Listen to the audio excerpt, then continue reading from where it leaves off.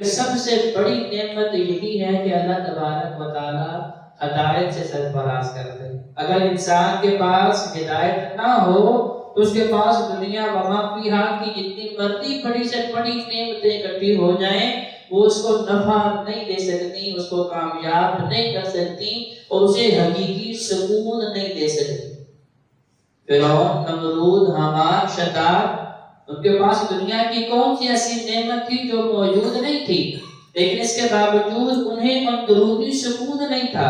حالانکہ ان کے پاس اقتدار ایسا تھا، اختیار ایسا تھا، طاقت اور اسباب ایسے تھے جو چاہتے کر سکتے تھے، لیکن اس کے باوجود جو روحانی سکون ہے، جو اندرونی سکون ہے، جسے ہم قلبی سکون کہتے ہیں، وہ ان کے پاس نہیں تھا۔